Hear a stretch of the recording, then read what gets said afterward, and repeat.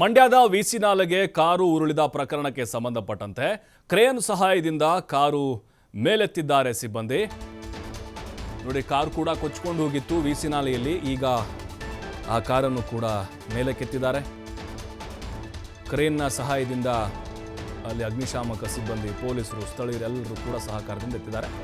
ಕಾರಿನಲ್ಲೇ ಅಸ್ಲಾಂ ಪಾಷಾ ಎಂಬಾತನ ಮೃತದೇಹ ಈಗ ಪತ್ತೆಯಾಗಿದೆ. ಕೊಚ್ಚಿ ಹೋಗಿರೋ ಮತ್ತೊಬ್ಬ ವ್ಯಕ್ತಿ ಫಿರ್ಖಾನ್ಗೆ ಈಗ ಹುಡುಕಾಟ ನಡೀತಾ ಇದೆ. ಶೋಧ ಕಾರ್ಯ ಮುಂದುವರೆದಿದೆ. ಆತನು ಕೂಡ ಸಾವನ್ನಪ್ಪಿರುವಂತಹ ಶಂಕೆಗಳಿದ್ದಾವೆ. ಇನ್ನು ಆತನಿಗಾಗಿ ರಕ್ಷಣಾ ಸಿಬ್ಬಂದಿಯಿಂದ ಕಾರ್ಯಾಚರಣೆ ನಡೀತಾ ಇದೆ. ನೋಡಿ, ಆ ಕಾರು ಈಗ ಆ ವಿಸಿ ನಾಲೆಯಲ್ಲಿ ಏನು ಉರುಳಿ ಬಿದ್ದಿತ್ತು, ಈ ದುರಂತ ನಡೆದಿತ್ತು. ಸಾಕಷ್ಟು ಆಕ್ರೋಶಗಳು ವ್ಯಕ್ತವಾಗ್ತಾ ಇದ್ದಾವೆ. ಅಂತೂ ಇಂತೂ ಕಾರನ್ನು ಮೇಲಕ್ಕೆತ್ತಿದ್ದಾರೆ. ಕಂಪ್ಲೀಟ್ ಕಾರು ಡ್ಯಾಮೇಜ್ ಆಗಿಬಿಟ್ಟಿದೆ. ನೋಡಿ, ಈಗ ಅದರಲ್ಲಿ ಒಬ್ಬ ಈಗ ಬದುಕುಳಿದಿದ್ದಾನೆ. ಆತನಿಗೆ ಚಿಕಿತ್ಸೆ ಕೊಡಿಸ್ತಾ ಇದ್ದಾರೆ. ಒಬ್ಬನ ಮೃತದೇಹ ಅಸ್ಲಾಂ ಪಾಷಾದು ಕಾರ್ನಲ್ಲೇ ಇತ್ತು, ಅದನ್ನು ಕೂಡ ಹೊರ ತೆಗೆದಿದ್ದಾರೆ. ಇನ್ನೊಬ್ಬಂದು ಆಲ್ರೆಡಿ ಸ್ಥಳೀಯರು ಆತನ ಮೃತದೇಹ ಮೇಲಕ್ಕೆತ್ತಿದ್ರು. ಇನ್ನೊಬ್ಬನು ಫಿರ್ಖಾನ್, ಆತನು ಕೂಡ ಸಾವನ್ನಪ್ಪಿರುವಂಥ ಸಾಧ್ಯತೆಗಳು ಬಹಳ ಜಾಸ್ತಿ ಇದೆ. ಕುಟುಂಬಸ್ಥರ ಆಕ್ರಂದನ ಮುಗಿಲು ಮುಟ್ಟಿತ್ತು. ನೋಡಿ, ವಿಸಿ ನಾಲೆ ಸುಮಾರು 15 ಅಡಿ ಆಳ ನೀರಿದೆ ಅಲ್ಲಿ ಸದ್ಯಕ್ಕೆ. 50 ರಿಂದ 60 ಅಡಿ ಪ್ರಪಾತ ಇರೋದದು. ನೋಡಿ, ದಡ ಇರೋದಲ್ಲಿ, ನಾಲೆ ಇರೋದಿಲ್ಲಿ. ಹಾಗಾಗಿ ಕ್ರೇನ್ನ ಮೂಲಕ ಕಾರನ್ನು ಮೇಲಕ್ಕೆತ್ತಿದ್ದಾರೆ. ಮುಳುಗು ತಜ್ಞರು ಕೂಡ ಬಂದಿದ್ದರು, ಬಹಳ ಕಷ್ಟಪಟ್ಟರು. ಯಾಕೆಂದರೆ ಒಂದು ಸ್ಥಳದಲ್ಲಿ ಇರಲಿಲ್ಲ, ಅದು ಸ್ವಲ್ಪ ದೂರಕ್ಕೆ ಹೋಗಿತ್ತು ಕೊಚ್ಕೊಂಡು. ಮತ್ತು ಅಸ್ಲಾಂ ಪಾಷಾ ಆತ ಕಾರ್ನಲ್ಲೇ ಲಾಕ್ ಆಗಿದ್ದ. ಆತನಿಗೆ ಹೊರಗೆ ಬರೋಕ್ಕೆ ಸಾಧ್ಯ ಆಗಿರಲಿಲ್ಲ. ಗ್ಲಾಸ್ ಹೊಡೆದು ಬರುವಂತಹ ಪ್ರಯತ್ನವನ್ನು ಮಾಡಿದ್ದ. ಆದರೂ ಕೂಡ ಉಸಿರುಗಟ್ಟಿ ಅಲ್ಲೇ ನೀರಿನಲ್ಲೇ ಆತ ಕಾರ್ನಲ್ಲೇ ಪ್ರಾಣವನ್ನು ಬಿಟ್ಟಿದ್ದ. ಇನ್ನೊಬ್ಬ ಫಿರ್ಖಾನ್ ಅಂಥೇಳಿ ಆತನು ಈಗ ಕೊಚ್ಕೊಂಡು ಹೋಗಿದ್ದಾನೆ. ಇನ್ನೊಬ್ಬನು ಈಗ ಆಸ್ಪತ್ರೆಯಲ್ಲಿ ಚಿಕಿತ್ಸೆಯನ್ನು ಪಡಿತಾ ಇದ್ದಾನೆ. ಒಟ್ಟು 4 ಜನರಲ್ಲಿ ಈಗ 2 ಮೃತಪಟ್ಟಿದ್ದು ಖಚಿತ ಆಗಿದೆ. 2 ಮೃತದೇಹ ಕೂಡ ಸಿಕ್ಕಿದೆ. ಓರ್ವನಿಗಾಗಿ ಹುಡುಕಾಟ ನಡೀತಾ ಇದೆ.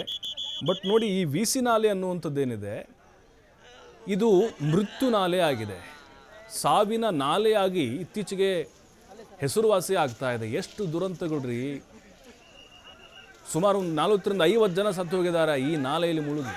ಕಾರು ಉರುಳಿ ಬಿದ್ದು ಅಥವಾ ಅಲ್ಲೇನೋ ಅವಘಡ ಸಂಭವಿಸಿ. ಸ್ಥಳಕ್ಕೆ ದರ್ಶನ್ ಪುಟ್ಟಣ MLA ಅವರು ಕೂಡ ಬಂದರು, ಅಧಿಕಾರಿಗಳು ಬಂದರು, ತರಾಟೆಗೆ ತೆಗೆದುಕೊಂಡರು, ಎಲ್ಲ ಗ್ರಾಮಸ್ಥರು ಬಂದಿದ್ದು.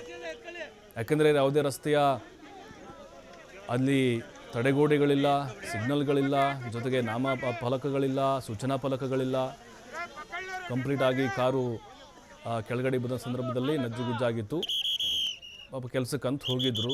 ವಾಪಸ್ ತಮ್ಮ ಊರಿಗೆ ಹೋಗ್ತಾ ಇದ್ದಂಥ ಸಂದರ್ಭದಲ್ಲಿ ಈ ರೀತಿ ಅವಘಡ ಆಗಿದೆ. ಇನ್ನೊಬ್ಬನಿಗಾಗಿ ಈಗ ತೀವ್ರ ಕಾರ್ಯಾಚರಣೆಯನ್ನು ಮಾಡ್ತಾ ಇದ್ದಾರೆ. ಬಟ್ ಅವ್ರಿಗೆ ಹೊರಗಡೆ ಬರೋಕ್ಕೆ ಆ ಸಂದರ್ಭದಲ್ಲಿ ಸಾಧ್ಯ ಆಗಿಲ್ಲ ಅವ್ರಿಗೆ. ಯಾಕಂದರೆ ಆ ನೀರಿನ ರಭಸ ಕೂಡ ಹೆಚ್ಚಾಗಿತ್ತು. ಹಾಗಾಗಿನೇ ಈಗ ಈ ದುರಂತಗಳು ನೋಡ್ತಾ ಇದ್ದರೆ, ನೋಡಿ, ಕನಗನಮರಡಿ ನಿಮ್ಗೆ ನೆನಪಿರ್ಬೋದು, 2018ರಲ್ಲಿ 30 ಜನ ಸತ್ತು ಹೋಗಿದ್ರು. ಅದಾದ ಮೇಲೆ ವರ್ಷಕ್ಕೆ ಏನಿಲ್ಲ ಅಂದರೂ ಒಂದು 10 ರಿಂದ 15 ಜನನ ಈ ವಿಸಿ ನಾಲೆ ಬಲಿ ಪಡೆದುಕೊಳ್ತಾ ಇದೆ. ಎಷ್ಟೇ ಒತ್ತಾಯಗಳನ್ನು ಮಾಡಿದ್ರು, ಹೋರಾಟಗಳನ್ನು ಮಾಡಿದರೂ ಕೂಡ ಯಾರೂ ಇದನ್ನು ಗಂಭೀರವಾಗಿ ತೆಗೆದುಕೊಳ್ತಾ ಇಲ್ಲ. ಯಾವ ಸರ್ಕಾರಗಳು ಕೂಡ ಗಂಭೀರವಾಗಿ ತೆಗೆದುಕೊಳ್ತಾ ಇಲ್ಲ. 15 ಅಡಿ ಆಳದಲ್ಲಿದ್ದಂತಹ ಆ ಕಾರನ್ನು ಈಗ ಮುಳುಗು ತಜ್ಞರ ಸಹಾಯದಿಂದ ಕ್ರೇನ್ ಮೂಲಕ ಮೇಲಕ್ಕೆ ಎತ್ತಲಾಗಿದೆ.